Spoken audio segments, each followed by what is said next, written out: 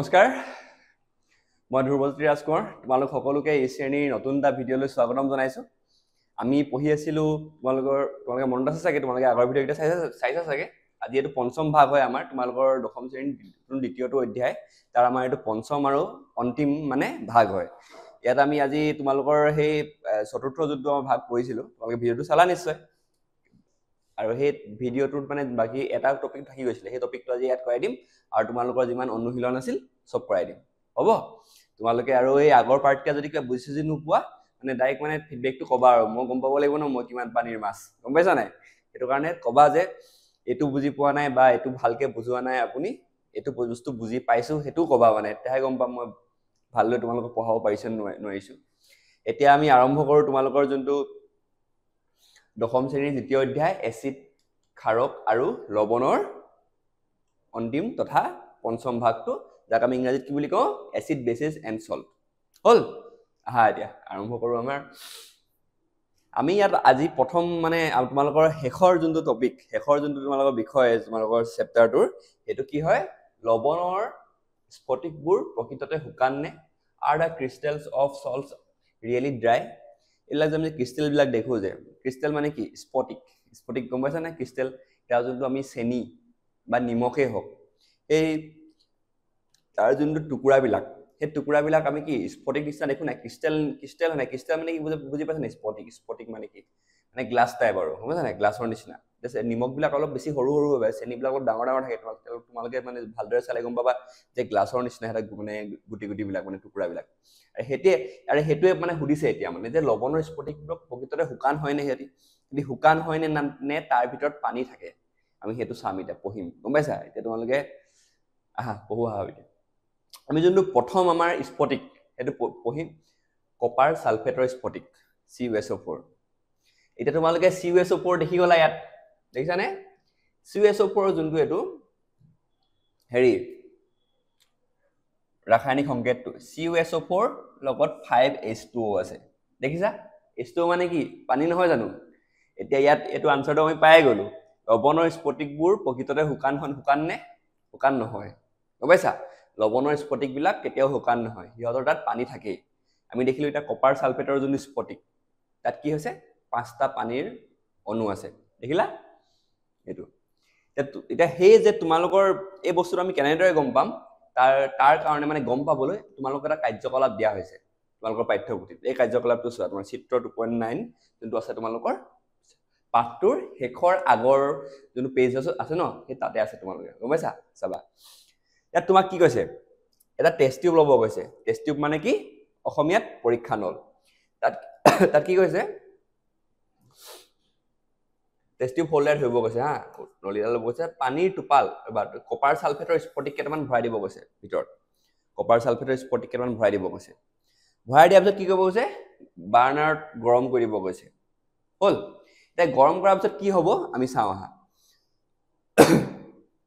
এইটো চোৱা ইয়াত কি কৈছে স্ফটিকবোৰ শুকান দেখা যায় প্ৰথমতে আমি যেতিয়া স্ফটিকবোৰ দেখো তেতিয়া শুকান দেখো মানে কিন্তু ইয়াৰ ভিতৰত স্ফটিকাবদ্ধ জল থাকে মানে কি হল মানে ভিতৰত পানী সোমাই থাকে কেতিয়াও হিয়তিকে স্ফটিকবোৰ কি হয় কেতিয়াও তোমাৰ শুকান নহয় বুজিলা ইয়াৰ ভিতৰত কি থাকে পানী থাকে এতিয়া তাপ দিলে এই পানী আতৰি যায় ইয়াত আমি কি কৰিছো তাপ দিছো দেখিছানে তাপ দিছো কপাৰ সালফেটৰ যোনটো তোমাৰ আমি ক্রিস্টাল বা স্ফটিক লৈছো ইয়াত এখিনি কি কৈছে আমি তাপ দিছো আৰু কি কৈছে তাপ দিলে কি হল ইয়াৰ যোনটো পানী আছিল পাঁচটাৰ যোনটো 5H2O আছে পাঁচটা পানীৰ অণু আছে এই কপাৰ সালফেট তোমাৰ স্ফটিকৰ পৰা কি কৰিব আতৰি যাব তাৰ ফলত কি হ'ব লৱণটো বৰণহীন হৈ যাব গম পাইছা এটা কপাৰ সালফেটৰ ৰংটো কি আমি পঢ়ি আহিছো কি কয় নীলা নিচিনা হয় নাই নীলা হয় কপাৰ সালফেটৰ যেতিয়া আমি এটা গৰম কৰি দিম স্ফটিকটো গৰম কৰি দিম সেই নীলা ৰংটো আতৰি পেনি কি হৈ যাব বৰণ নাইকিয়া হৈ যাব বুজি পাইছা এতিয়া পুনৰ পানীত তিয়ালে ই আকৌ নীলা ৰং পুনৰ দেখা যাব যেতিয়া আমি আকৌ হেতু এতিয়া এখিনি যে আমি গৰম কৰি দিলো কপাৰ সালফেটৰ যোন তোমাৰ হেৰি স্ফটিক আছিল হিয়তক আমি গৰম কৰিলো তাৰ লগে লগে কি হ'ব তাৰ যোনটো নীলা ৰংটো আতৰি পিনি তোমাৰ বৰণহীন হৈ যাব হল এই বৰণহীন হৈ যোৱাৰ পিছত এটো বৰণহীন কিয় হল কাৰণ তাত স্ফটিকটো যিমান পানীৰ অণু আছিল সেই পানীৰ অণুখিনি কি হল ভাপ হৈ উৰি গুচি গল মানে 5H2O যোনকিটা মানে পাঁচটা যোনটো পানীৰ মৌল আছে মানে কি অণু আছিলে সেই অণুকিটা কি হল উৰি গুচি গ'ল বুজিছা সেইটো কাৰণে তাৰ ৰংটো নাইকিয়া হৈ গ'ল এতিয়া যেতিয়া আকৌ সেইখিনি সেই ৰংখিনি নাইকিয়া হৈ গ'ল তাৰ আগত যদি সেই টেষ্ট টিউবটোত যদি আকৌ আমি পানী অলপ ঢালি দিওঁ তেতিয়া কি হ'ব তাৰ ৰংখিনি আকৌ নীলা ৰঙৰ হৈ যাব সেই পানী আহি গ'লে মানে আমি কি কথা বুজি পালো যে সেই পানীটোৰ কাৰণে ইয়াৰ নীলা ৰংটো থাকে মানে গম পাইছা এতিয়া প্ৰতিটি সংকেত এককত 5টা পানী প্ৰতিটো দেই এইটো প্ৰতিটো হ'ব লাগে প্ৰতিটো তোমাৰ প্ৰতিটো সংকেতত এককত 5টা পানীৰ অণু থাকে মানে প্ৰতিটো মানে তোমাৰ প্ৰতিটো কপাৰ সালফেটৰ মানে তোমাৰ যোনটো মানে তোমাৰ হেৰি থাকিব কপাৰ সালফেটৰ যোনটা হেৰি থাকিব তোমাৰ মানে যৌগকিটা থাকিব তাত কি হ'ব 5টা পানীৰ অণু থাকিবই মানে বুজি পাইছা এতিয়া তোমাক আৰু এবাৰ কওঁ মই তোমালোকক এইটো যে আমি কি গম পালো কাৰ্যকলাপটোৰ পৰা আমি এটা কি কৰিলো কপাৰ সালফেটৰ কিছুমান স্ফটিক বা ক্ৰিষ্টেল ললো হল ইহঁতক কি কৰিলো আমি গৰম কৰি দিলো গৰম কৰি দিয়াৰ ফলত কি হল সিহঁতৰ যোনটো আমাৰ নীলা ৰংটো আছিলে সেই নীলা ৰংটো উৰি গ'ল আৰু বৰণহীন হৈ গ'ল এটো কিয় হল কাৰণ ভিতৰত সিহঁতৰ কপাৰ সালফেটৰ বা সেই লৱণটোৰ ভিতৰত পানী আছিল কপাৰ সালফেটৰ ক্ষেত্ৰত কিমান আছিল প্ৰতিটো কপাৰ সালফেটৰ হেৰিৰ লগত 5টা অণু আছিল এই 5টা অণু উৰি গুচি গ'ল তাৰ ফলত কি হল এই ৰংটো নীলা ৰংটো নাইকিয়া হৈ গ'ল বুজি পালা আকৌ যদি আমি সেই কপাৰ সালফেটৰ তাত তোমাৰ ক্ৰিষ্টেল বা তোমাৰ এইটো হেৰিটোত স্ফটিকটোত পানী দি দিও তাৰ কি হ'ব তেতিয়া আকৌ সেই নীলা ৰংটো আকৌ আহি যাব বুজি পালা ইয়াত তোমালোকে মনত ৰাখিবলগীয়া কথা হ'ল পৰীক্ষাৰ মানে অন দা বেচিছ অফ মানে তোমাৰ এক্সামিনেশ্যন পইণ্ট অফ ভিউ মানে তোমাৰ পৰীক্ষাৰ ফালৰ পৰা যদি চাব যাওঁ তোমালোকে ইয়াৰ কপাৰ সালফেটৰ যোনটো 5টা অণুৰ সৈতে যোনটো তোমাৰ হেৰিটো সাংকেতিক চিহ্নটো সেইটো মনত ৰাখিবা হৈ গ'ল সেইটো কি হয় COSO4 লগত 5H2 মানে কি 5টা পানীৰ অণু থাকিব এইটো মনত ৰাখিলা হৈ গ'ল আৰু এই অণুবোৰ কি হৈ যায় শুকান হলে কি হয় শুকান হলে এই অণুবোৰ এই অণুবোৰ পানীৰ যোনটো অণু থাকিব এটো উৰি গুচি যাব মানে কি থাকিব মানে শুকান হলে যেতিয়া তাক আমি গৰম কৰি দিম সেই শুকান হলে দেখায় মানে যেতিয়া শুকান থাকিব কিন্তু যেতিয়া পানী লও স্ফটিকৰ শুকান দেখায় কিন্তু এই স্ফটিকৰ কি পানী জল থাকিব ৰবা সৰি উল্লবলা হৈ গৈছে চোৱা যেতিয়া শুকান থাকিব তেতিয়া কি হ'ব সিহঁতৰ শুকান থাকিব কিন্তু সিহঁতৰ পানী অণু থাকিবই মানে বুজি পাইছা তাৰ পিছত আৰু যেতিয়া পানীখিনি আঁতৰি যাব যেতিয়া আমি তাপ দিম পানীখিনি আঁতৰি যাব তাৰ ফলত কি হ'ব এই পানীৰ যোনটো 5টা অণু আঁতৰি যাব আৰু কি হ'ব সেই ৰংখিনিও আঁতৰি যাব গম পাইছা আকৌ যদি আমি পানী দিও ৰংখিনি আকৌ আহি যাব এই বস্তুটো তোমালোকে এই বেসিক কনসেপ্টটো মনত ৰাখিবা এটো আৰু 5টা যে অণু থাকে কপাৰ সালফেটত এটো কথা মনত ৰাখিবা হৈ গ'ল বেলেগ একো নাই ইয়াত হৈ গ'ল এতিয়া স্ফটিকাবদ্ধ জল ওয়াটাৰ অফ ক্ৰিষ্টেলাইজেশ্যন মানে কি চাওঁ স্ফটিকাবদ্ধ জল মানে ইয়াত যে ক'লো যে স্ফটিকাবদ্ধ জল থাকে এই স্ফটিকাবদ্ধ জলটোনো কি হয় এটো চাওঁ এতিয়া এটা লৱণৰ সংকেত এককত থকা নিৰ্দিষ্ট সংখ্যক পানীৰ অণু এতিয়া এটা লৱণৰ স্ফটিকাত যিমান এটা সংকেতত এককত মানে প্ৰতিটো সংকেতৰ লগত যিমান পানী থাকিব সেই তাৰ পানীৰ যোনটো সংখ্যা মানে পানীৰ যিমান পৰিমাণ সেই পানীটো হেৰুকে কি বুলি ক'ব স্ফটিকাবদ্ধ জল বুলি ক'ব এটা মনত ৰাখিবা হা অলপ পৰীক্ষাত যদি সুধে স্ফটিকাবদ্ধ জল মানে কি তালকে তোমালোকে লিখিব পাৰিব লাগিব যে এটা লৱণৰ সংকেত এককত থকা নিৰ্দিষ্ট সংখ্যক পানীৰ অণুক কি বুলি কয় তোমাৰ ওয়াটাৰ অফ ক্ৰিষ্টেলাইজেশ্যন বা স্ফটিকাবদ্ধ জল বুলি কয় তাৰ কিছুমান উদাহৰণ আছে চোৱা আমি চালো কপাৰ সালফেটৰ উদাহৰণটো চালোৱে এটো আমি ওপৰত পঢ়িলো আৰু এটা আছে এটো কি হয় ওয়াশিং সোডাৰ যোনটো আমি চতুৰ্থ ভাগত মনত আছে না ওয়াশিং সোডা কথা পঢ়িছিলো যে এই ওয়াশিং সোডা তাত কি হ'ল 10H2O আছিল মানে কি তাত 10টা পানীৰ অণু আছিল পঢ়িছিলো আকৌ জিপসাম এটা আমি পঢ়িব গৈ আছো জিপসামৰ বিষয়ে পঢ়িম আমি জিপসামৰ বিষয়ে তাত কি 2টা পানীৰ অণু থাকিব গম পালা এটা মনত ৰাখিবা ইম্পৰ্টেন্ট হয় তোমালোকৰ এতিয়া তোমালোকক যদি সুধে তোমালোকে পাৰিব লাগিব কপাৰ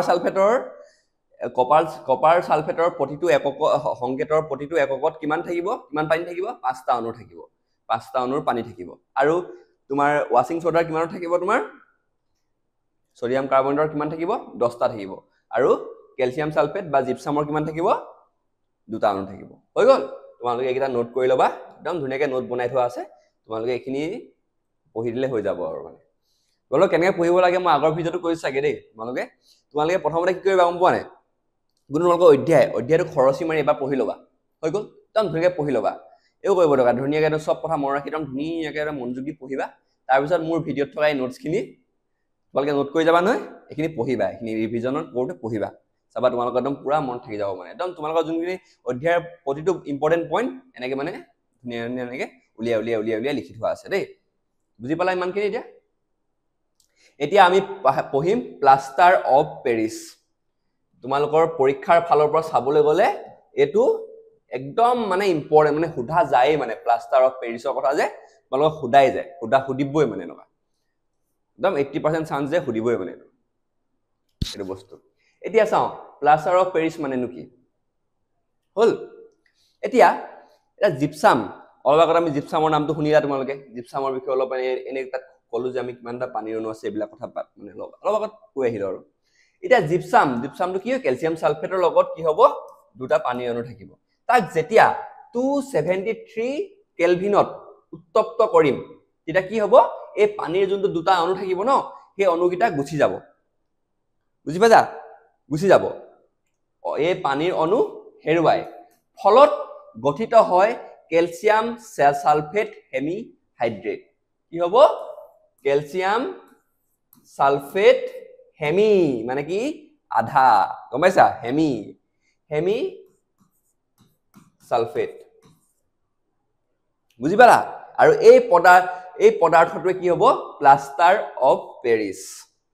বুজি পালা এইটোৱে কি হয় প্লাষ্টাৰ অফ পেৰিছৰ এটা সাংকেতিক চিহ্নটো কি হ'ব CaSO4 আৰু হাফ H2O বুজি পালা দা প্লাষ্টাৰ অফ পেৰিছ কেনেদৰে প্ৰস্তুত কৰা হয় যদি তোমালোকৰ পৰীক্ষাত তোমালোকে পাৰিবা নাই কি কৰিছো আমি জিপছাম তাৰ সাংকেতিক চিহ্নটো কি হয় CaSO4 2H2O তাত দুটা পানী অণু আছে তাত যেতিয়া 373 কেলভিন তাপত তাক আমি উত্তপ্ত কৰি দিম তাক তাপ দিম 373 কেলভিনৰ তাপ যেতিয়া দিম তেতিয়া ই কৰিব সেই দুটা যোনটো পানীৰ অণু আছে সেইটো হেৰুৱাই কি হৈ যাব হাফ H2O হৈ যাব গম পাইছা মানে এটা তোমাৰ প্ৰতিটো হেৰিয়ে এককে কিমান পাব 1.5 ওয়াটাৰৰ যোনটো পানীৰ যোনটো অণু আছে সেইটো হেৰুৱাই পেলাব তাৰ ফলত কিহৰ উৎপত্তি হ'ব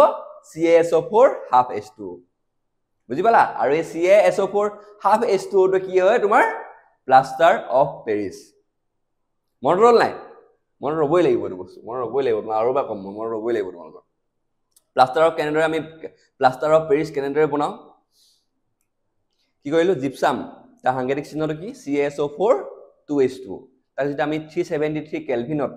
উত্তপ্ত কৰি দিম বা গৰম কৰি দিম তেতিয়া কি হ'ব সেই দুটা 2H2O যোনটো আছিল সেইটো হেৰুৱাই দিবহি তাৰ ফলত কিহৰ উৎপত্তি হ'ব CaSO4 হাফ H2O এইটো কি বুলি কয় কেলছিয়াম সালফেট হেমি হাইড্ৰেট দেখিলা আৰু এই CaSO4 হাফ H2O এইটো কি হয় তোমাৰ প্লাষ্টাৰ অফ পেৰিছ হৈ গ'ল এতিয়া চাওঁ কেনেকৈ হেমি হাইড্ৰেট নামটো কেনেকৈ আহিলে এই হাফ H2O টো কেনেকৈ আহিলে এই হেমি হাইড্ৰেট বস্তুটো কেনেদৰেনো আহিলে এই কনসেপ্টটো বস্তুটো চাওঁ এই ধাৰণাটো তোমালোকে চাওঁ এটা বুজা দেই তোমালোকে বুজি ল'ব লাগিব বুজিলে ইন্টাৰেষ্টিং লাগে বস্তুবিলাক এটা চোৱা এটা কেলছিয়াম সালফেটৰ দুটা সংকেতত এককে মুঠ এটা পানীৰ অণু ধৰি ৰাখে বুজি পাইছা মানে কি হ'ল CaSO4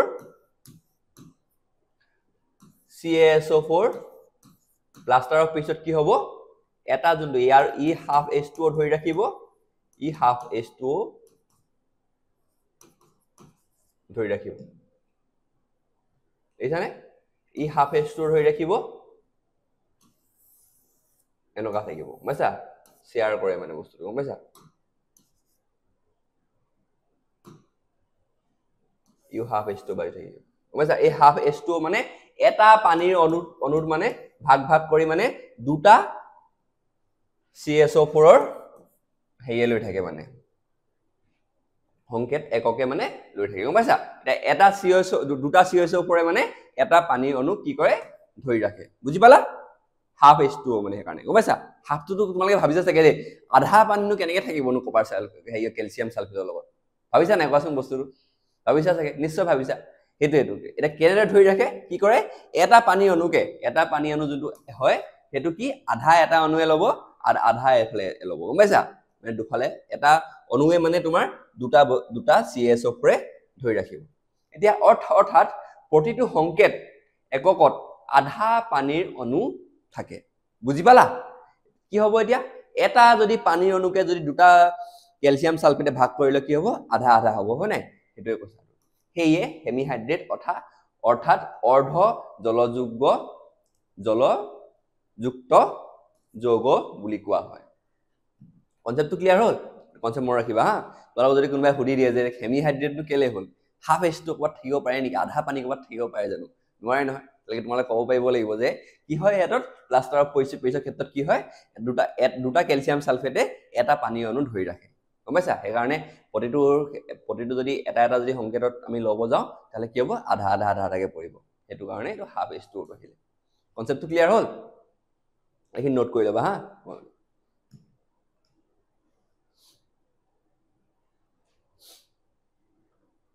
নোট কৰি লোৱা বা স্ক্ৰিনশ্বট মাৰি ল'ব পৰা এতিয়া চোৱা প্লাষ্টাৰ অফ পেৰিছৰ বৈশিষ্ট্যবিলাক কি এটা প্লাষ্টাৰ অফ পেৰিছ যোনটো বস্তু ন এই বস্তুটো পদাৰ্থটো বহুত ইম্পৰ্টেন্ট পদাৰ্থ আমি বহুত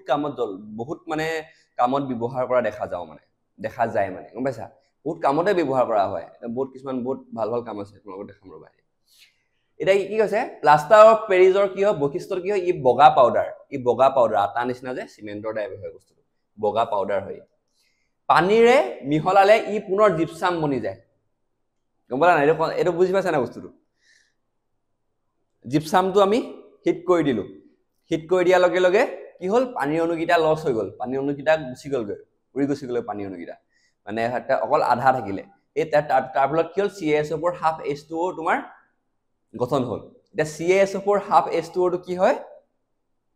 প্লাষ্টাৰ অফ পেৰিছ আকৌ সেই প্লাষ্টাৰ অফ পেৰিছত যদি পানী দি দিও যদি হি পানী পাই যায় আৰু তেতিয়া আকৌ কি বনি থাকিব জিপসাম বনি থাকিব মানে হাফ H2O টো সম্পূৰ্ণ হৈ কি হ'ব 2H2O বনি যাব বুজি পালা এটো কথাই কৈছে আছৱা পানীৰে মিহলালে ই পুনৰ জিপসাম বনি যায় জিপসামলৈ পৰিণত হয় এই পৰিৱৰ্তনৰ সময়ত ই টান আৰু গোটা কঠিন পদাৰ্থ হৈ যায় এই জিপসামটো ইটো প্ৰথমতে বগা পাউডাৰ থাকে প্লাষ্টাৰ অফ পেৰিছটো গম পাইছা না কিন্তু যেতিয়া আমি তাত পানী মিহলাই দিম যেতিয়া পানী পাই যাব ই কি হ'ব গোটা বনি যাব গোটা আৰু টান পদাৰ্থ বনি যাব বুজিছা এটো কি হয় জিপসাম হয় তাৰে যোনটো তোমাৰ ৰাসায়নিক বিক্ৰিয়াৰে দেখুৱা হৈছে ইম্পৰ্টেন্ট হা CaSO4 হাফ H2O প্লাস কি হ'ল 1.5 এক আৰু আধা মানে 1.5 ওয়াটাৰ হা ওয়াটাৰ 2 লগ যাব হাফ H2O লগ হৈ গ'ল তা কি হ'ব CaSO4 2H2O এটো কি আছিল জিপসাম আছিল জিপসামৰ উৎপত্তি হৈ গ'ল বুজি পাইছা এতিয়া এবিলাক এটো আছে তোমাৰ কি হয় বগা পাউডাৰটো এটো হয় প্লাষ্টাৰ অফ পেৰিছৰ বগা পাউডাৰ এনেকে পেকেটত আহে তাক আমি পানীত মিহলাই দিলো সোৱাই গোটা আৰু টান বনি থাকিলে এটা ইয়াৰ প্ৰধান ব্যৱহাৰসমূহ চাম দেই তোমাৰ প্লাষ্টাৰ অফ পেৰিছৰ প্ৰধান ব্যৱহাৰ হ'ব এতিয়া যে আমি যে কাৰবাৰ হাত সাত ভাগিলে ভৰি ভাগিলে আমি যে কওঁ যে ডক্টৰে প্লাষ্টাৰ কৰি দিছে এটো কি হয় এৰে প্লাষ্টাৰ অফ পেৰিছৰ হয় প্লাষ্টাৰ অফ পেৰিছটোৱে তোমাক ঘহি হেই কৰি লগাই দিছো ভাঙি যোৱা হাড় স্থিৰ কৰিবলৈ চিকিৎসক দ্বাৰা ব্যৱহৃত চিকিৎসকে কি কয় এই যোনটো ভাঙি যোৱা যোনটো এটো হাড়ডাল হেই কৰিবলৈ স্থিৰ কৰিবলৈ কি কৰে প্লাষ্টাৰ অফ পেৰিছৰ ব্যৱহাৰ কৰে ইয়াত কি কৰে গম পোৱা নাই বেন্ডেজটো মাৰিব তাৰ ওপৰতে বগা পাউডাৰটো মানে প্লাষ্টাৰ অফ পেৰিছটো লগাই দিব পানী দি পানী এৰম টান গুটা কৰি পেলাব এটোৱে কি হয় আমাৰ প্লাষ্টাৰ মৰা বুলি কয় এটো চোৱা বুজিছা নাই এটো প্ৰথম ব্যৱহাৰ কি মন থাকিলে ভাঙি যোৱা হাত স্থিৰ কৰিবলৈ চিকিৎসকৰ দ্বাৰা ব্যৱহৃত হয় গম পাইছা ই প্লাষ্টাৰ অফ পেৰিছৰ প্ৰথম ব্যৱহাৰ এটা মন ৰাখিবা হা দ্বিতীয়টো হয় কি হয় পুতলা আৰু ঘৰ সজোৱাৰ সামগ্ৰীত বনোৱা আৰু কিছুমান পুতলা দেখো যে আমি হেনকা হেই টাইপ এইবিলাক চোৱা মূৰ্তিবিলাক দেখিছা নে এইবিলাক মূৰ্তিবিলাক ডাঙৰ মূৰ্তিবিলাক দেখো যে আমি বনাই যে এইবিলাক মাটিৰ নিচিনা এইবিলাক মূৰ্তিবিলাক কি হে প্লাষ্টাৰ অফ পেৰিছৰ দ্বাৰা বনোৱা যায় বুজি পালা আৰু দেৱালৰ মহিন তল সাজিবলৈ এটা দেৱাল বিলাক দেখিছা যে ওয়াল বিলাক যে একদম পুৰা বগা ওয়াল পুটিন মৰা বুলি কয় যে এটো কি হয় বেলেগ একো নহয় এইবিলাক কি হয় প্লাষ্টাৰ অফ পেৰিছ হয় বুজি পালা ব্যৱহাৰ কিটা আমি দেখিলো তুইয়া দৈনন্দিন জীৱনত দেখি থকা কাবাৰ হাত ভাগিলে হাড়ডাল স্থিৰ কৰিবলৈ ব্যৱহাৰ কৰে ডক্টৰে কি কয় এটো ডক্টৰে তাতো প্লাষ্টাৰ অফ পেৰিছৰ ব্যৱহাৰ কৰে এতিয়া পুতলা আৰু ঘৰ সজোৱাত ব্যৱহাৰ কৰে ঘৰ সজোৱাত ক'ত ব্যৱহাৰ কৰে এই দেৱালৰ যোনটো তোমাৰ দেৱালখন মিহি কৰিবলৈ যে ব্যৱহাৰ কৰে পুটিন মৰা বুলি কয় যে একদম পুৰা বগা কৰি দিয়ে যে তাৰ ওপৰত ৰং সানে যেতিয়া নতুন ঘৰ বনাই দেখিছানে সেইবিলাকত তাতো কি হয় প্লাষ্টাৰ অফ পেৰিছৰ ব্যৱহাৰ হয় এতিয়া তোমালোকে এই স্লাইডটোত চাবলগীয়া মেইন কথাবিলাক চোৱা প্লাষ্টাৰ অফ পেৰিছৰ যোনটো বৈশিষ্ট্য এইটো চাবা কি হয় বগা পাউডাৰ হয় হ'ল ইয়াক কি হ'ল পানীৰ লগত আকৌ যদি মিহলাই দিও কি হৈ যায় ই জিপছামলৈ পৰিণত হয় এই জিপছামলৈ পৰিণত হয় কি টান আৰু গোটা বনি যায় হৈ গ'ল গোটা কঠিন বনি যায় আৰু তাৰ যোনটো বিক্ৰিয়া এইটো মোষ্ট ইম্পৰ্টেণ্ট এইটো তোমালোকক অনুশীলনটো আছে নেকি প্ৰশ্নটো আমি অনুশীলন কৰিম তাত চাম আকৌ চাম এতিয়া এইটো ইম্পৰ্টেণ্ট হয় আৰু ইয়াৰ ব্যৱহাৰ কেইটাটো তোমাৰ একদম মনত থৈ দিয়া আৰু গম পাইছা এই ফটোখিনি চাই লোৱা চোৱা ফটোখিনি চাই দিয়া এই দেৱালত মহিন কৰিবলৈ ব্যৱহাৰ কৰিছে দেখিছা নাই তোমালোকে এই ফটোখন চাই লোৱা ফটো চাই ল'লে পটককৈ তোমালোকৰ মনত থাকিব হয় হয় নাই প্ৰথমটো যদি হাড় স্থিৰ কৰা এই ফটোখন চোৱা হাত ভাগি আছে ল'ৰাটোৰ এনেকৈ আছে মানে কি হ'ল প্লাষ্টাৰ অফ পেৰিছ হাড়ডাল স্থিৰ কৰিবলৈ হৈ গ'ল ছেকেণ্ডটো কি পুতলা আৰু ঘৰ সজোৱা সামগ্ৰী পুতলা এইবিলাক দেখিছানে এইবিলাক সজাবলৈ আৰু দেৱাল মহিন তল সাজিবলৈ এইবিলাক চোৱা এই দেৱালখন চোৱা বগা এইখন ফটোখন পুটিন মৰা বুলি কয় যে সেইটো মনত ৰ'ল এইবিলাক একদম মনত ৰাখি যোৱা আৰু একদম লগালগ ইমান টান নহয়তো বোলা বাকী বহুত বেলেগ টান বস্তু পঢ়িব আছে টান প্ৰচেছ পঢ়িব আছে আমাৰ বায়'লজিত এইবিলাক পঢ়িমগৈ আমি পিছত এইবিলাক সৰু সৰু বস্তু এটা মনত ৰাখি যোৱা আৰু দৈনন্দিন জীৱনত দেখি থকা বস্তু ন দেখি থকা বস্তুবিলাক মনত ৰাখিবলৈ ভাল হয় তোমালোকক ফটো লগাই দিছোঁ সেইকাৰণে এইবিলাক বস্তু মানে একদম ইজিলি আৰু মাথাত ভৰাই ভৰাই গৈ থাকা আৰু এইবিলাক একদম ইজি হয় তোমালোকে টান বুলি নাভাবিবা এইটো যোনটো বিক্ৰিয়া সেইটো বিক্ৰিয়াটো একেবাৰে ইজি চোৱা বিক্ৰিয়াটো তোমালোকে টান বুলি ভাবিছা CaSO4 হাফ H2O লগত 1.5 ৱাটাৰ কি বনি থাকিলে জিপছাম বনি থাকিলে এই পানীকেইটা এইকেইটা কিন্তু ফৰ্মুলাকেইটা মনত ৰাখিবা হা জিপছামৰ প্লাষ্টাৰ অফ পেৰিছৰ একো টান নহয়তো তোমাৰ জিপছামৰটো কি হয় CaSO4 2H2O হৈ গ'ল হ'ল নাই চোৱা তোমালোকে এটা মনত ৰাখিবলৈ ইজি কৰি দিছোঁ এইটো কি হ'ল জিপছাম ইয়াক আমি গৰম কৰি দিলোঁ ই কি হ'ল পানীৰ কিমানটা সেই ভাগ হৈ গ'ল 1.5 H2O উৰি গুচি যাব তাৰ ফলত কি বনিব CaSO4 হাফ H2O এইটো কি প্লাষ্টাৰ অফ পেৰিছ বনি গ'ল বুজি পালা এতিয়া প্লাষ্টাৰ অফ পেৰিছৰ লগত আকৌ যদি আমি পানী মিলাই দিওঁ পানী কিমান এই ৱাটাৰৰ 1.5 পানীখিনি আকৌ গুচি আহে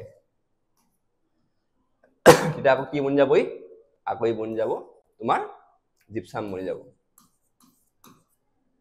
কি হয় CaSO4 2H2O একদম ইজি হয় নাই তল টান বুলি নাভাবিবা দেখিছা নাই একদম কি ধুনীয়া কনসেপ্ট গৰম কৰি দিলা পানীখিনি গুচি গ'ল কিমান পানী যাব 1.5 পানী যাব ডেৰটা মানে ডেৰটা অণু যাব পানীৰ তাত আকৌ পানী নিদিলে কি হ'ব ডেৰটা অণু আহি যাব আকৌ সি জিপছাম বনি যাব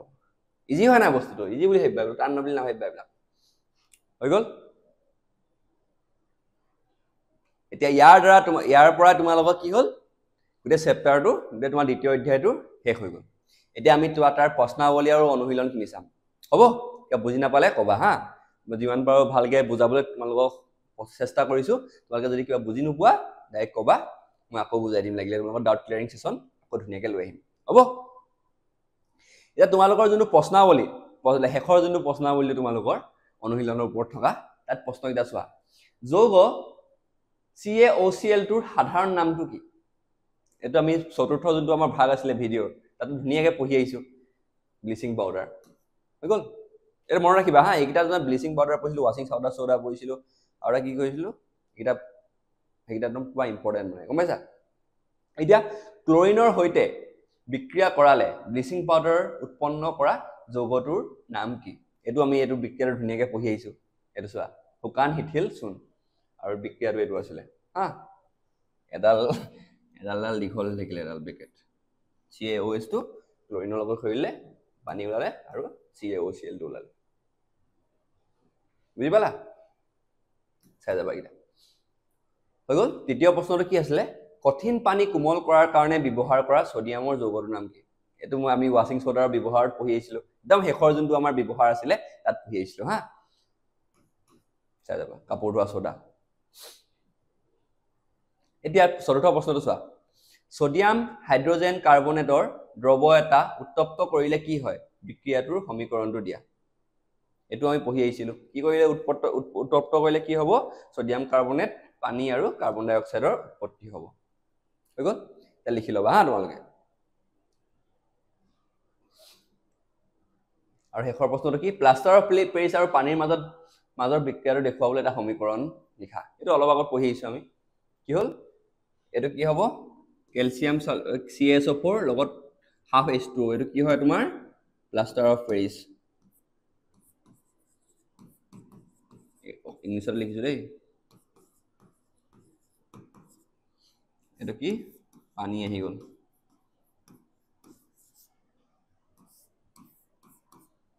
কি বনি থাকিলে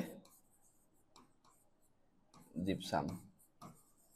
আৰু এটা কথা ক'ব আছিলে তোমালোকক এই প্লাষ্টাৰ অফ পেৰিছ নামটো অলপ কিয় অদ্ভুত লগা নাই জানো প্লাষ্টাৰ অফ পেৰিছ নামটো পেৰিছটো জেগাৰ নাম কিয় কেনেকৈ আহিলে আচলতে যোনটো প্লাষ্টাৰ অফ পেৰিছটো যোনটো মানে তোমাৰ উদ্ভাৱনটো সেই যোনটো পাইছিলে ন পোৱাত মানে পেৰিছত পোৱা হৈছিলে মানে প্ৰথমভাৱে সেইকাৰণে তাক কি হয় প্লাষ্টাৰ অফ পেৰিছ নামটো দিয়া হৈছিলে হা এইটো মনত ৰাখিবা এনেই আৰু সাধাৰণ জ্ঞানৰ কাৰণে জেনেৰেল নলেজৰ কাৰণে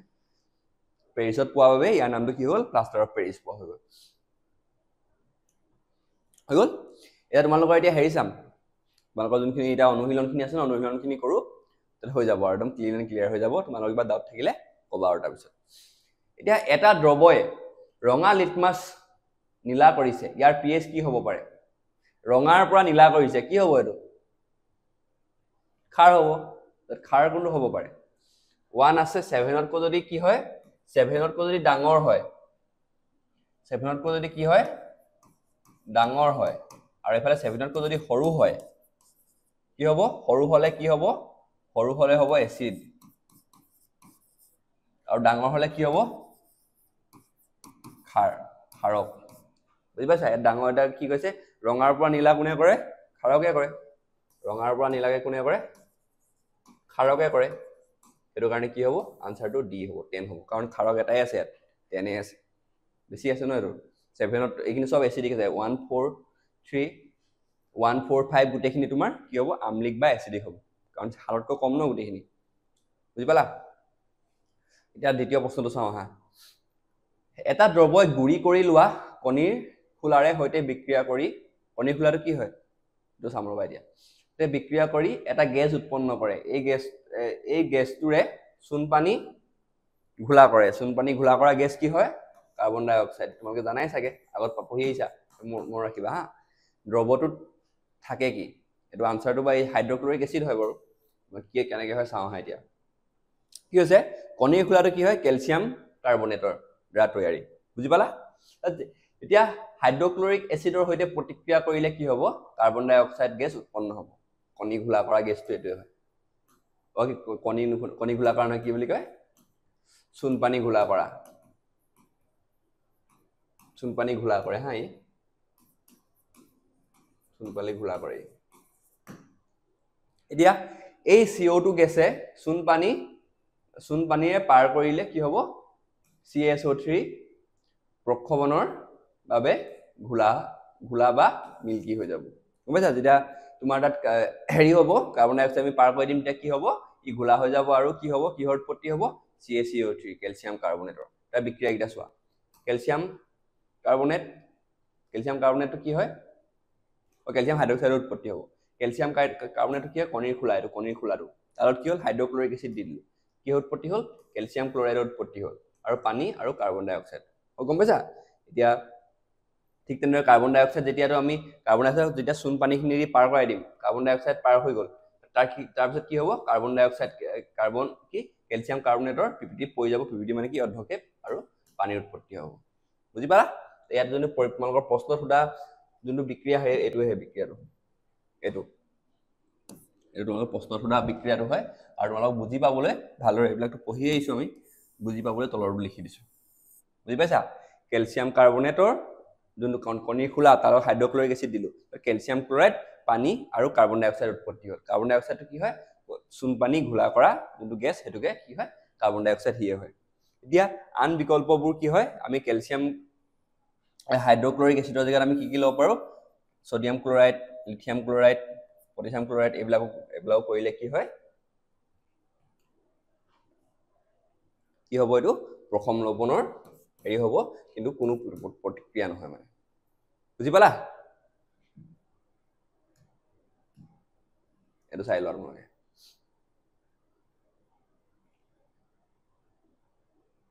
আন বিকল্পবোৰ কি আছিলে ইয়াত বাকি কিটা এটা আছিলে না অপচন কিটা এইকেইটা কৰিলে কি হ'ব কোনো প্ৰতিক্ৰিয়া নহ'ব মানে বিক্ৰিয়া নঘটিবই মানে সেইকাৰণে আমি এইকেইটা চুজ নকৰোঁ অকল হাইড্ৰক্লৰিক এচিডেহে বিক্ৰিয়া কৰিব পাৰিব ইয়াৰ লগত আৰু বিক্ৰিয়াটো কি কৰিব এইটো কৰিব বুজি পালা সেইকাৰণে এই বাকীকেইটা ৰং হ'ল আৰু হাইড্ৰক্লৰিক এচিডটো ৰাইট হ'ল কনচেপ্টটো বুজা তোমালোকে কিবা বুজি নাপালে সুধিবা এতিয়া তৃতীয় প্ৰশ্নটো চাওঁ সোডিয়াম হাইড্ৰক্সাইডৰ দ্ৰব্য এটাত 10 ml HCl দ্ৰব্য এটাৰ 8 ml সম্পূৰ্ণভাৱে প্ৰশমিত কৰে কি কৈছে 10 ml হাইড্ৰক্লৰিক এচিডে 8 ml মানে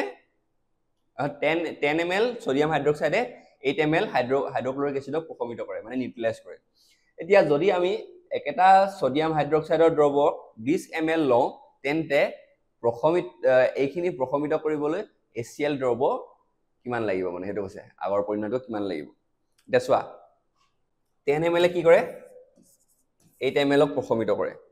গম পাইছা এটা কি কৈছে 20 কি কৈছে এটা তোমাৰ 20 ml কিমান কৰিব এটা 1 ml কিমান কৰিব 8 ml কৰে হয় না 1 ml কিমান এটো ml হা ml টো লিখা নাই ৰাখকে কৈছো ন ভালকে তা লিখাই আছে 1 ml কিমান কৰিব 1 ml কিমান কৰিব 8/10 ml তে আমাক কিমান হৰিছে তোমাৰ 20 ml এখিনি NaOH হা এফালে NaOH 20 ml NaOH কিমান কৰিব তাৰ কাৰণে আমি NaOH টো ইনটু কৰিব লাগিব হলে এটো সাধাৰণ বেসিক ম্যাথছ হয় 2 আনসাৰটো হ'ব কিমান 16 এটো চাইলবা ধুনিয়াকে লিখি লবা হা বেসিক ম্যাথছ হয় আৰু বুজি পালা 10 ml NaOH কি কৰিব 8 ml প্ৰশমিত কৰিব হৈ গল 10 ml NaOH 8 ml যদি 10 ml NaOH আৰু 8 ml 8 ml HCl এতিয়া NaOH সলিউশনৰ 20 ml ল 20 ml ললে কিমান হ'ব এটো হ'ব মেথটো বুজি পালা নাই আৰু বাট নেকে কৰিছো হা 10 ml কি হয় তোমাৰ NaOH ইয়াত মানে ডাইৰেক্টলি কৈ দিলো না তোমালোকৰ কাৰণে অলপ বুজি হ'ব পাৰে কাৰণে অবা কৰিছো 10 ml কিমান কৰে 8 ml HCl কৰে হৈ গল এতিয়া আমি একদম অংকটো আমি জানো এইবিলাক বেসিক ম্যাথছ আৰু কি হয় এতিয়া 1 ml NaOH কিমান হেই কৰিব প্ৰশমিত কৰিব হেৰিয়ক কিমান HCl প্ৰশমিত কৰিব এটো হেতু কাৰণে 8 এটো 10 টো এফালে গুছি আহিব 10 ml HCl হৈ গল গম পালা 10 ml HCl প্ৰশমিত কৰিব এতিয়া আমাক হৰিছে প্ৰশ্নটো 20 ml কৰিবলৈ কিমান লাগিব 20 ml NaOH কৰিবলৈ কিমান লাগিব 20 টো ইনটু কৰি আমি ওলাই যাব তেতিয়া HCl প্ৰশমিত কৰিব আমি কটাকটি কৰি দিলো ইয়াত 2 থাকিলে কিমান হ'ব 16 ml HCl প্ৰশমিত কৰিব বুজি পালা চাই লোৱা তোমালোকে এবাৰ নোট কৰি যাবা হা এবিলাক বস্তু কনসেপ্টটো বুজিবা জাস্ট তোমালোকে জানিবেই নথবা মানে প্ৰশ্ন তোমালোকৰ কি জানা তোমালোকে এটো মুখস্থ কৰি গলা প্ৰশ্নটো অপচন অকল 16 হ'ব বুলি 16 টো অপচন থাকিলে তেতিয়ালে তোমালোকক বোলা 10 ৰ জায়গাত 20 দি দিলে ওপৰত আৰু ইয়াত লগ 10 দি দিলে উল্টা হৈ গল প্ৰশ্নটো ইয়া ফসি যাবা কাৰণ এইবিলাক সব চাই যাবা হা কনসেপ্টটো বুজি যাবা কেনেদৰে কৰিছে বস্তুবিলাক এতিয়া অজিনতাটো মনত আছে চিকিৎসাৰ বাবে তলৰ কোন ধৰণৰ ঔষধ ব্যৱহাৰ কৰা হয় এটা আমি পঢ়ি আহিলো এটো এন্টাসিড হ'ব বুজি পাইছা এন্টাসিডটো কি হয় ই হেৰি অজিন হলে কি হয় পেটত এসিডিটি হয় নাই পেটত HCl বেছিকে নিৰ্গত হয় এটো কাৰণে আমাৰ অজিনতা হয় এটো কাৰণে হেতু এসিডটো আমি প্ৰশমিত কৰিবলৈ কি খাম আমি খাৰক খাম বেছ খাম এটো কাৰণে কি হয় অম্লনাশক আমি খাওঁ অম্লনাশক বিলাক দৰব হয় এইবিলাক আমি খাওঁ মানে এসিডিটি হলে এটা এন্টিবায়োটিক বেলেগ হয় গম পাইছা নে ব্যাকটেৰিয়া মৰাৰ বেদনাশক এটো এনালাইসিস এটো বেলেগ হয় বিজাণু এন্টিসেপ্টিকো নহয় এটো বেলেগ বস্তু হয় এখানে এন্টিসিডে হ'ব বুজি পালা এটো একো নাই এটো আমি পঢ়ি আহিছো ভালকে এটো মন থাকিব লাগে তোমালোকক ইয়াত কি হৈছে আমাৰ পেটত বেছিকে এসিড ওলাইছে এটো কাৰণে আমি এসিডখিনি প্ৰশমিত কৰিব লাগিব আমি আকৌ যদি এসিড খাই দিও আমি প্ৰশমিত নহয়তো তাত গম পাইছা সেইকাৰণে আমি কি খাওঁ খাৰে সেই এসিডখিনি কি কৰিব প্ৰশমিত কৰি দিব হেতু কাৰণে সেই প্ৰশমিত কৰিবলৈ আমি এন্টাসিড বা অম্লনাশক খাওঁ বুজি পালা ইয়াৰ নামটো হেই কৈছে অম্ল মানে কি এসিড নাশক অম্ল নাশ কৰা মানে এসিড নাশ কৰা এতিয়া সংঘটিত বিক্ৰিয়াৰ বাবে শব্দ সমীকৰণৰ সন্তুলিত লিখা যেতিয়া সমীকৰণ কেইটামান আছিল ৰবা লিখিব থাকি গল হা প্ৰশ্নকেইটা চাই লওঁ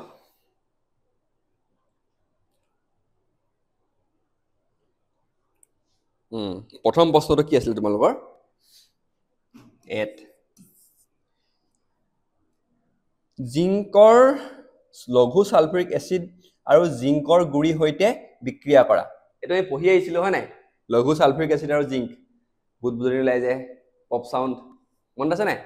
এটা কৰবা চোৱা কি কৈছে এটো লঘু সালফিউৰিক আৰু জিংকৰ গুড়া তাৰ ষ্টেটটো কি হ'ব জিংকৰ গুড়াটো এছ হ'ব সলিড গোটা অৱস্থাত নাথাকে জানো তা কি কৈছে তোমাৰ লঘু সালফিউৰিক এচিডৰ লগত বিক্ৰিয়া কৰিব কৈছে লঘু সালফিউৰিক এচিড মানে কি H2SO4 H2SO4 কি হ'ব তোমাৰ এটো হ'ব একুয়াছ হ'ব কি হ'ব তো এটা কি হ'ব ইয়াৰ ফলত কি উৎপত্তি হ'ব হাইড্ৰোজেন গেছৰ উৎপত্তি হ'ব আমি পাইছিলো তাৰ লগত কি হ'ব ZnSO4 ৰ এটো কি হ'ব এটা সল্ট হ'ব এটো এটা কি সল্ট হলাছে কি এটো একুয়াছ মিডিয়ামত হয় লিকুইড ই মানে তোমাৰ দ্ৰৱখিনিতে থাকি যাব আৰু লগত কি হ'ব হাইড্ৰোজেন গেছৰ উৎপত্তি হ'ব বুজি পাইছা এটা প্ৰথম সলিউশনটো তোমালোকৰ এতিয়া জনৰ দ্বিতীয়টো চাও বি টো এটা আমি পঢ়িছিল না তোমালোকৰ কাৰ্যকলাপ আছিল তোমালোকৰ অধ্যায় 1 টো তোমালোকৰ কাৰ্যকলাপ আছিল বুদবুদনি জিংকৰ হেয়ত আমি যেতিয়া সোডিয়াম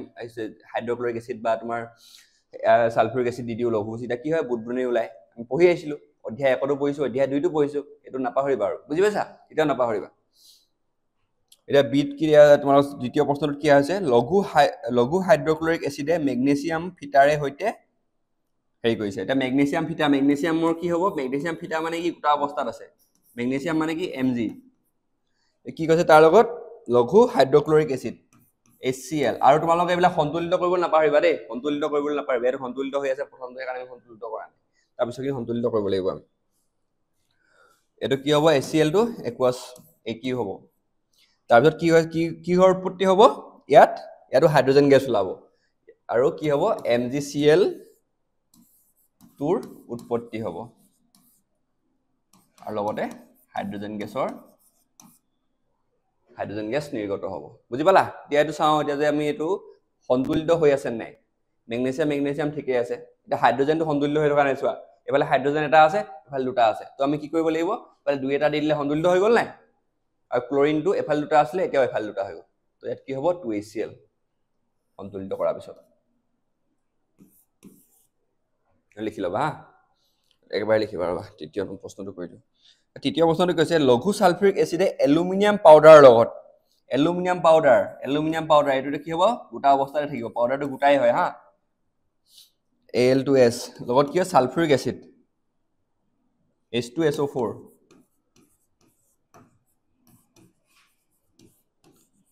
কি উৎপত্তি হ'ব তোমাৰ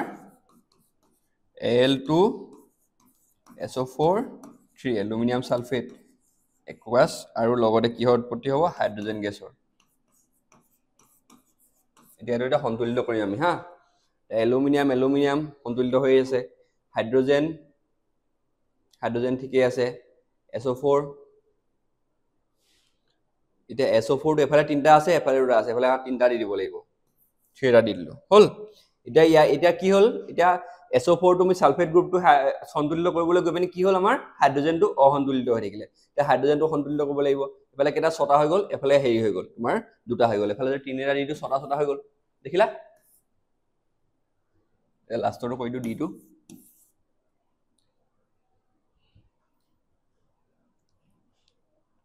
কি কৈছে ইয়াত লঘু হাইড্ৰক্লোৰিক এসিডৰ লগত লুৰ মানে কি হ'ব Fe আইৰন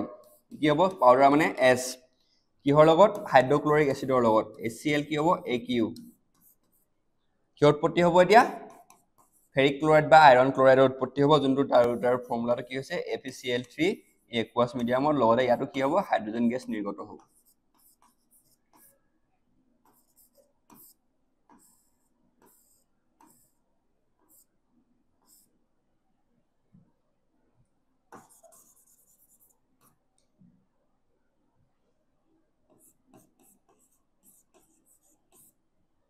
হল এটা সন্তুলিত হৈ আছে নে চাও হা আইৰন ঠিকে আছে হাইড্ৰোজেন সন্তুলিত নহয় এফালে দুটা এফালে হেৰি তাৰপিছত Fe ঠিকে আছে ক্লোৰিনটো উল্টা পুল্টা হৈ আছে এফালে তিনিটা পালিটা ক্লোৰিনটো আগতে কৰোঁ সেইকাৰণে ক্লোৰিনটো কিয় আগত কৰিলোঁ কাৰণ এইটো চবতছে ডাঙৰ ইয়াতে আছে হা চবতছে বেছি মৌল ইয়াত আছে সেইকাৰণে আমি FeCl3টো ধৰিলোঁ ক্লোৰিনটো হৈ গ'ল কিন্তু হাইড্ৰজেনটো আকৌ উল্টা পুল্টা হৈ থাকিলে হাইড্ৰজেনটো হেৰি কৰিবলৈ আমি কি কৰিব লাগিব 3 কৰি দিব লাগিব দেখিলোঁ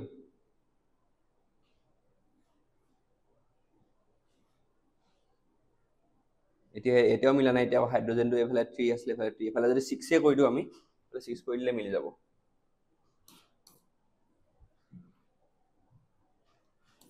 এফালে 6 কৰিলে এফালে 6 হৈ গ'ল হাইড্ৰজেন মিলি গ'ল এতিয়া কি উল্টা পুল্টা হ'ল ক্লোৰিনটো এফালে 6 এফালে হেৰি এফালে 2 কৰি দিলোঁ এতিয়া হ'ব নাই 6 হৈ গ'ল এতিয়া বোলে হাইড্ৰজেনটো আকৌ এতিয়া আইৰণটো অসন্তুলিত হৈ গ'ল এফালে দুটা এফালে এটা আছে এফালে 2 এটা দিলে এফালে এটা হৈ গ'ল বুজি পাইছা এটা নোট কৰি ল'বা সন্তুলিত কৰিবলৈ কেতিয়াও নাপাহৰিবা যেতিয়া এটা সমীকৰণ এটা লিখিবা সমীকৰণটো সন্তুলিত কৰিবাই লিখাও আছে তোমালোকক শব্দ সমীকৰণৰ পৰা সন্তুলিত সমীকৰণ লিখিবলৈ কৈছে তোমালোকক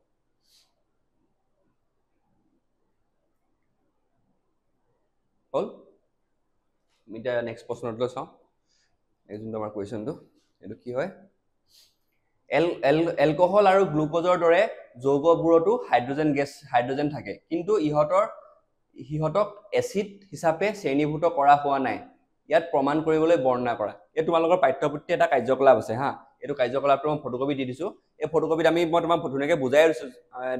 আমাৰ চাগে এই চেপ্টাৰটোৰ ভিডিঅ'ৰ তোমাৰ দ্বিতীয় বা তৃতীয় ভাগটোত এই মানে তোমাৰ মই বুজোৱা সেই কাৰ্যকলাপটো থাকিব সেই কাৰ্যকলাপ যিদৰে বুজাইছো ন তেনেদৰে লিখি দিলে হৈ যাব ফটোকপি চাই লোৱা তোমালোকৰ ফটোকপিতে পাঠ্যপুথিত আছে তোমালোকৰ এই যোনটো ইয়াত মই থুলমূলকৈ কৈ দিওঁ হা ইয়াত দ্ৰৱখিনিত কি কৰা হৈছিলে প্ৰথমতে HCl বা এচিড কিবা এটা লোৱা হৈছিলে আৰু খাৰ এটা লোৱা হৈছিলে আৰু এলকহল আৰু গ্লুকোজ লোৱা হৈছিলে গম পাইছা এতিয়া যিহেতু এলকহল আৰু গ্লুকোজে কোনো OH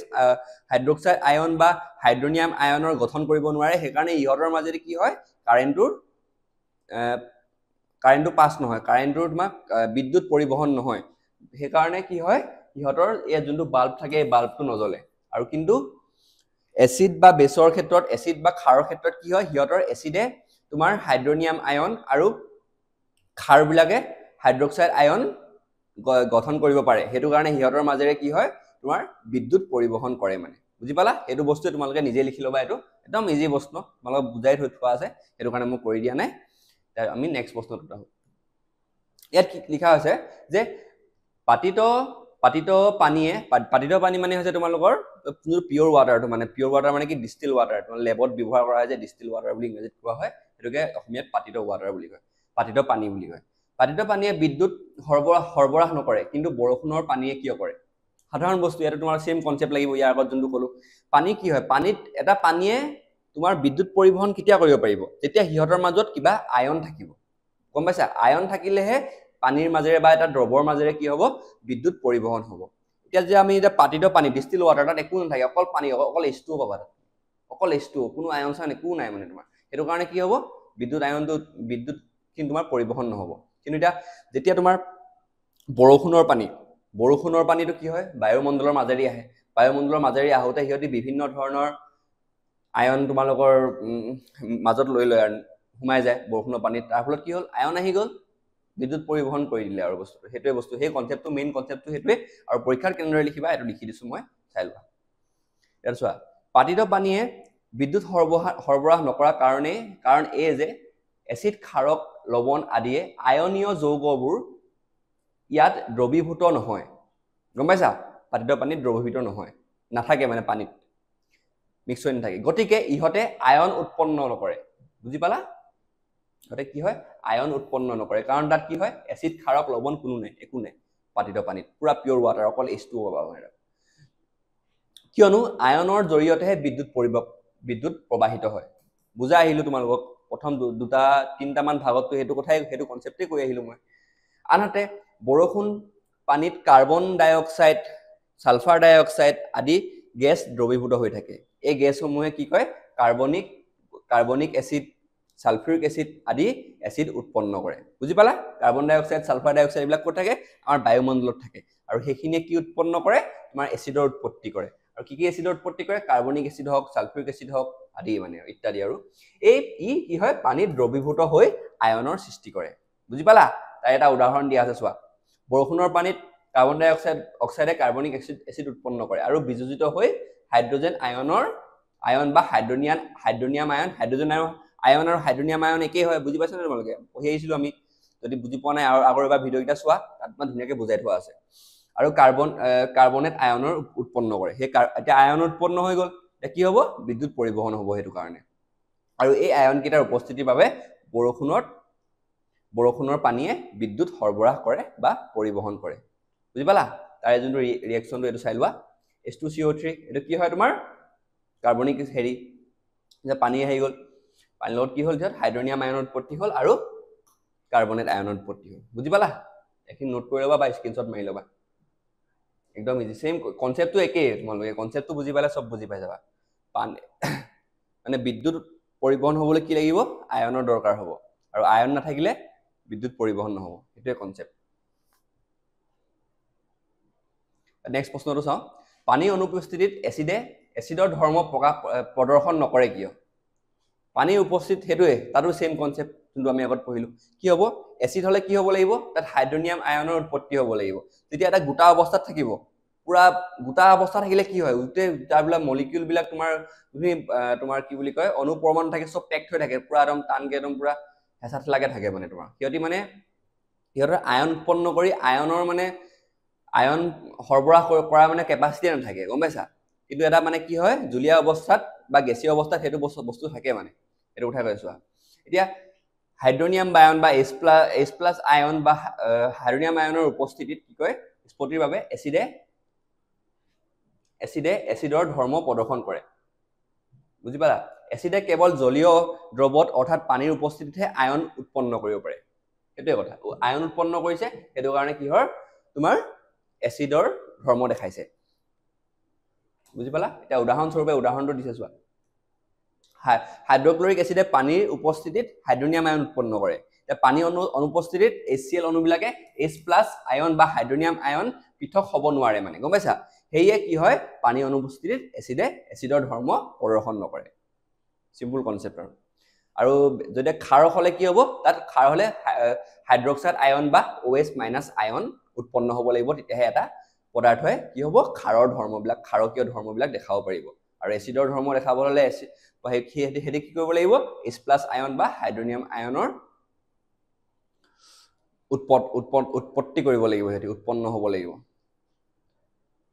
হেতু হেৰি কৰি ল'বা নোট কৰি ল'বা হা এতিয়া আমি নৱম প্ৰশ্নটো লাহো এই পাঁচটা দ্ৰৱ দিয়া হৈছে ABCD E সাৰ্বজনীন সূচকেৰে পৰীক্ষা কৰাত pHৰ মান ক্ৰমে 4 1 11 7 and 9 দেখুৱাইছিল কোনটো দ্ৰৱ প্ৰথম কোনটো দ্ৰৱ তীব্ৰ ক্ষাৰকীয় তীব্ৰ আম্লিক মৃদু আম্লিক আৰু মৃদু ক্ষাৰকীয় এটা আমি pH স্কেলডাল লিখিছিলো যে তাত কি হৈছিল মাজত 7 আছিল 7 মানে কি ই প্ৰথম নিউট্ৰেল আৰু এইটো সাইডে যেতিয়া এটো 7 ৰ পৰা এফালে বাঢ়ি যাব 8 9 10 11 বাঢ়ি যাব এফালে যেটা কমি যাব 6 5 4 3 2 1 এটা কি হ'ব এফালে যিমান বাঢ়ি যাব এফালে কি হ'ব এফালে ক্ষাৰকীয় হ'ব গম পাইছা ক্ষাৰকীয় যিমান pH স্কেলৰ ভ্যালুটো যিমান বাঢ়ি থাকিব হেতু ক্ষাৰকীয় হ'ব বা বেসিক হ'ব এটো কনসেপ্টটো আমি পঢ়ি আহিছিলো ধুনীয়াকৈ এই কনসেপ্টটোতে সব লুকাই আছে এটো কি হ'ব এসিডিক হ'ব এটো এসিড হ'ব বুজি পালা এটা কি দিছে 4 দিছে 4 to 7 তকৈ কম এটো প্ৰথম হয় প্ৰথম এটো নিউট্ৰেল 7 টো খোৱা পানী যোনটো এটো 4 দিছে 4 হলে কি হ'ব এটো এসিড হ'ব এটা এটো মৃদু নে তীব্ৰ হেতু চাব লাগিব আমি এটা 1 দিছে 1 টো কি হ'ব ইউ এসিডে হ'ব বুজি পালা এটা 11 দিছে 11 টো কি হ'ব ই হ'ব ক্ষাৰ হ'ব আৰু 9 দিছে 9 টো কি হ'ব ইউ ক্ষাৰে হ'ব বুজি পাইছা আৰু 7 টো যোনটো দিছে ই কি হ'ব প্ৰথম নিউট্ৰেল তো এটো প্ৰথমটো ডি হৈ গল যোনটো 7 তীব্ৰ ক্ষাৰকীয় সবতছে বেছি ভ্যালু থকাটো 11 আৰু তীব্ৰ আম্লিক সবতছে কম থকাটো 1 হেবলে হৈ গল আম্লিক মানে এসিডিক হা আৰু মৃদু আমলিক 4 হৈ গ'ল 1 কৈ অলপ বেছি গম পালা আৰু এটা মৃদু ক্ষাৰকীয় 9 টো হৈ গ'ল বুজি পালা pH স্কেলৰ কনসেপ্টটো বুজি পাব লাগিব তোমালোকে সব বুজি পাই যাবা pH স্কেলৰ কনসেপ্টটো মই তোমাক আৰু এবাৰ একদম কুইক ৰিভাইজ কৰাই দিও হা ভালকে মন দিবা pH স্কেলডাল আছিল এনেকে স্কেলডাল আছিল মাজত কি আছিল মাজত 7 এটো কি হ'ব প্ৰথম বা নিউট্ৰেল ই এসিডো নহয় ই বেসো নহয় ই এসিডো নহয় ক্ষাৰো নহয় ইয়াৰ ভ্যালু কিমান হ'ব 7 তেতিয়া ইয়াৰ 7 এফালে যদি হু সাইডে আহি থাকো আমি 7 যোনটো pH স্কেলৰ যোনটো ভ্যালুটো বাঢ়ি যাব 8 9 এনেকৈ আহি যাব 8 9 10 11 এফালে কি হ'ব এফালে হাইড্ৰোনিয়াম আয়ন H+ যোনটো আয়ন থাকিব H+ আয়ন হলে কি হয় এসিড হয় H+ আয়নৰ মাত্ৰাটো কমি যাব আৰু OH-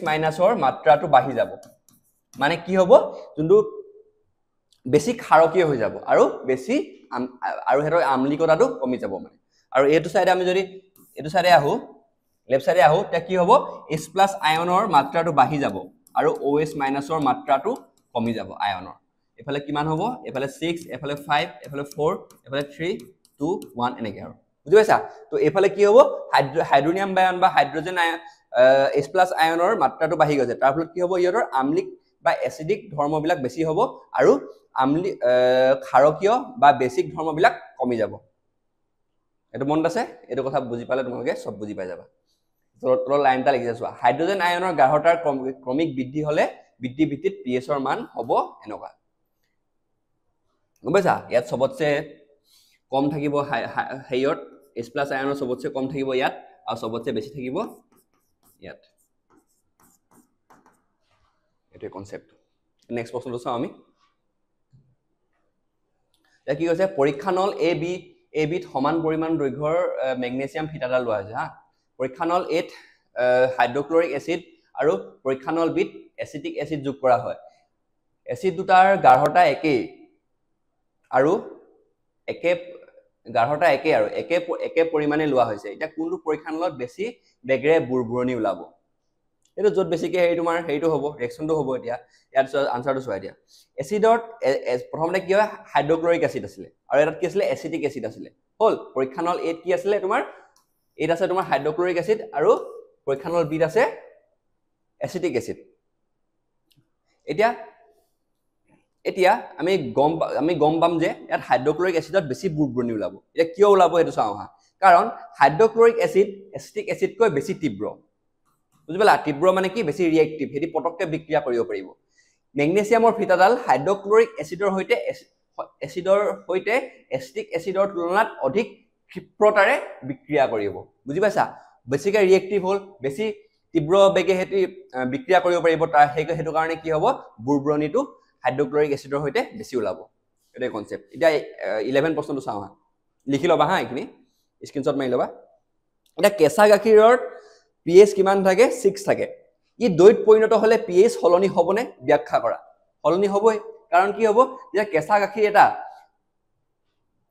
দৈত পৰিণত হলে তাত কি হ'ব এসিডৰ ভূমিকা থাকে লেক্টিক এসিডত পৰিণত হয় এই লেক্টিক এসিড মানে কি তোমাৰ pH ৰ মানটো কমি যাব গম পাইছা নরমাল যদি 6 থাকে 6 তকৈ কমি যাব মানে কি হল ই এসিডিক বনি গল এটো উঠাই কৈছে কেঁচা গাখীৰ দৈত পৰিণত হলে লেক্টিক এসিডৰ উৎপন্ন হয় এই দ্ৰৱটো অধিক আমলিক বা এসিডিক হলে ইয়াৰ pH ৰ মান হ্ৰাস পাব গতিকে কেঁচা গাখীৰ pH মান 6 তকৈ কম হ'ব বুজি পালা কেঁচা গাখীৰৰ মান যদি তোমাৰ pH টো 6 হয় যেতিয়া হি দৈত পৰিণত হ'ব ই বেছি এসিডিক হৈ যাব বেছি আমলিক হৈ যাব তাৰ ফলত ইয়াৰ কি হ'ব যোনটো pH ৰ ভ্যালুটো কমি যাব হল কাৰণ কি হ'ব তাৰ লেক্টিক এসিড ফৰ্ম হ'ব তাত এতিয়া 12 নম্বৰ প্ৰশ্নটো চাও হা এজন গোৱালে কেঁচা গাখীৰত সামান্য পৰিমাণৰ বেকিং সোডা মিলাই দিলে হৈ গল তেওঁ প্ৰথম প্ৰশ্নটো সুধিছে এতিয়া কিয় তেওঁ কেঁচা গাখীৰৰ pH ৰ মান 6 ৰ পৰা সামান্যভাৱে ক্ষাৰকীয় কৰি ললে যেতিয়া এটা এসিড দৈ যেতিয়া গাখীৰ এটা নৰমাল দৈ যেতিয়া গাখীৰ পৰিণত হয় এই দৈ হৈ যাব এখিনি হি গাখীৰ বিক্ৰী কৰিব নোৱাৰিবটো এটো কাৰণে মানে তোমাৰ এটো চোৱা দিয়া কেঁচা গাখীৰত সামান্য পৰিমাণে বেকিং সোডা যোগ কৰিলে গাখীৰখিনি সামান্য পৰিমাণে ক্ষাৰকীয় হয় গম পাইছা pH টো বাঢ়ি যায় 6 তকৈ বাঢ়ি যাব এতিয়া আৰু সহজে টেঙা নহয় সহজে মানে ই তাৰ pH টো সহজে কমি নাযায় ই কাৰণ ক্ষাৰকীয় হৈ গ'ল দেৰি লাগিব মানে সেইখিনি যোনখিনি মানে তোমাৰ দৈ হ'বলৈ দেৰি লাগিব গতিকে দীৰ্ঘ সময়ৰ বাবে সংৰক্ষণ কৰিবলৈ গোৱালবিলাকে কি কৰে কেঁচা গাখীৰৰ pH ৰ মান 6 ৰ পৰা সলনি কৰি ক্ষাৰকীয় কৰি দিয়ে মানে বেছি কৰি দিয়ে হল দ্বিতীয় প্ৰশ্নটো হৈছে এই গাখীৰখিনি দৈত পৰিণত হ'বলৈ বেছি সময় লাগে কিয় সিম্পল কথা প্ৰশমিত কৰা যোনটো কনসেপ্ট তুমি পঢ়িছিলো এটো কাৰণ ক্ষাৰকীয় গাখীৰখিনি দৈত পৰিণত হ'বলৈ বেছি সময় লাগে কাৰণ প্ৰক্ৰিয়াটোত উৎপন্ন হোৱা লেক্টিক এসিডে প্ৰথমে গাখীৰখিনিত থকা ক্ষাৰ প্ৰশমিত কৰিব লাগিব অধিক পৰিমাণে লেক্টিক এসিড উৎপন্ন হলেহে গাখীৰখিনি দৈত পৰিণত হ'ব প্ৰথমতে যেতিয়া নৰমাল গাখীৰ থাকে সেই গাখীৰ থাকিলে লেক্টিক এসিড খিনিয়ে সেই গাখীৰখিনি প্ৰশমিত কৰিবলৈ সোনকালে পাৰিব কিন্তু যেতিয়া আমি এক্সট্ৰা ক্ষাৰ ঢালি দিম এটা ক্ষাৰৰ পৰিমাণটো বৃদ্ধি হৈ গ'ল ফলত মানে লেক্টিক এসিডৰ মাত্ৰাটো বেছি হ'ব লাগিব হেতু কাৰণে এতিয়া মানে তোমাৰ যোনটো গাখীৰখিনি দৈত পৰিণত হ'বলৈ মানে অলপ বেছি সময় লাগে মানে যেহেতু মানে এক্সট্ৰা আমি ক্ষাৰ তাত ঢালি দিছো বস্তুখিনি লিখি লবা হা একদম ইজিকে লিখা আছে বুজি নাপালে কবা এটা তৃতীয়টো চাও 13 নম্বৰ 13 নম্বৰ যোনটো প্ৰশ্ন তো চাও এটা তোমালোকৰ লাষ্ট প্ৰশ্ন এটা দুটা প্ৰশ্ন প্লাষ্টাৰ অফ পেৰিছক জলীয় বাষ্প সোমাব নোৱাৰা পাত্ৰত হ'ব কিয় লাগে ব্যাখ্যা কৰা প্লাষ্টাৰ অফ পেৰিছৰ ফৰ্মুলাটো কি আছিল অথনি আমি অলপ আগত পঢ়ি গৈছো এই ভাগটো আমি ষ্টাৰ্টিংত পঢ়িছিলো CaSO4 half H2O ইয়াৰ লগত যদি জলীয় বাষ্প মানে কি পানী মিলিলে কি হ'ব ই গোটা টান কঠিন এটা পদাৰ্থলৈ পৰিণত হ'ব যাৰ নাম কি জিপসাম মন আছে নে জিপসাম ই কি হ'ব জিপসামলৈ পৰিণত হ'ব হেতু কাৰণে ইয়াক কি হয় পানী বা জলীয় বাষ্প সোমাব নোৱাৰা এটা পাত্ৰত ৰখা হয় যাতে ই কঠিন হৈ নপৰে মানে এটো কথা কৈছো প্লাষ্টাৰ অফ পেৰিছে সহজে পানী শোষণ কৰে আমি পঢ়ি আহিছো এই কথা প্লাষ্টাৰ কি সহজে শোষণ কৰে সহজে মানে তোমাৰ শোষণ কৰে কাৰণ ইহতৰ হাফ H2O থাকে হাফ H2O আধা পানীৰ অণু থাকে তাকটো হেতু সম্পূৰ্ণ লাগিব ন পানীটো আধা H2O থাকি কোন থাকিব তেনেকে হেতু কাৰণে মানে ই মানে পানীৰ পুৰা মানে পানীৰ ভুখা আৰু মানে পানী পিয়াসা হৈ আছে মানে পুৰা সেইকাৰণে পানীটো পটককৈ মানে শোষণ কৰে মানে পানী নাই কাৰণ আধা পানী আছে ইয়াৰ ওচৰত হেতু কাৰণে প্লাষ্টাৰ অফ পেৰিছক জলীয় বাষ্পৰ সংস্পৰ্শত আহিলে ই জিপসামলৈ পৰিণত হৈ টান গোটা পদাৰ্থত পৰিণত হয় এনে অৱস্থাত ইয়াক পুতলা মূৰ্তি আদি নিৰ্মাণ কৰিবলৈ ব্যৱহাৰ কৰিব নোৱাৰি সেইবাবে প্লাষ্টাৰ অফ পেৰিছক জলীয় বাষ্প সোমাব নোৱাৰা পাত্ৰত থব লাগে বুজি পালা এইটো বস্তু এইটো ভাগৰ প্ৰথমতে আমি পঢ়ি আহিছো এতিয়া তোমালোকৰ শেষৰ প্ৰশ্নটো চাওঁ আহা প্ৰশমন বিক্ৰিয়া কি দুটা উদাহৰণ দিয়া কাপোৰ ধোৱা সোডা আৰু বেকিং সোডা দুটাকৈ গুৰুত্বপূৰ্ণ ব্যৱহাৰ লিখা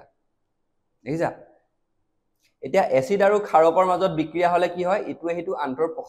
প্ৰশমিত কৰি লৱণ আৰু পানী উৎপন্ন হয় এই বিক্ৰিয়াটোকে কি বুলি কয় প্ৰশমন বিক্ৰিয়া বুলি কয় প্ৰশমন বিক্ৰিয়া মানে কি ইংৰাজীত কি নিউট্ৰেলাইজেশ্যন ৰিঅ্যাকচন মানে কি হ'ব প্ৰশমন বিক্ৰিয়াত কি হ'ব এটা এসিড আৰু এটা ক্ষাৰকৰ মাজত বিক্ৰিয়া হ'ব আৰু তাৰ ফলত পানী আৰু লৱণৰ উৎপত্তি হ'ব আৰু এই যোনটো বিক্ৰিয়া তাক আমি প্ৰশমন বিক্ৰিয়া বা ইংৰাজীত নিউট্ৰেলাইজেশ্যন ৰিঅ্যাকচন বুলি কওঁ বুজি পালা তাৰ এই দুটা উদাহৰণ দিয়া আছে চাই লোৱা আৰু কাপোৰ ধোৱা সোডা আৰু বেকিং সোডাৰ এটা গুৰুত্বপূৰ্ণ উদাহৰণ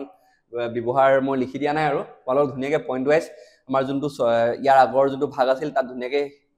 লিখাই থোৱা আছে তাৰ পৰা এবাৰ চাই লবা বুজি পালা আৰু ইয়াৰ হৈতে তোমালোকৰ যোনটো দ্বিতীয়টি অধ্যায় সমাপ্ত হৈছে আশা কৰিছো তোমালোকে বাকিবিলাক ভিডিও চালা আৰু সব বুজি পালা যদি বুজি নোপোৱা তোমালোকে কবা যোনটো টপিক বুজি নাইপোৱা কবা আমি ডাউট ক্লিয়াৰিং সেশন লৈ আহিম তোমালোকক ধুনীয়াকে বুজাই দিম হ'ব আৰু ভিডিওটো চাই কেনেকুৱা লাগিলে কেনেকুৱা পালা কবা তাকে আৰু ধন্যবাদ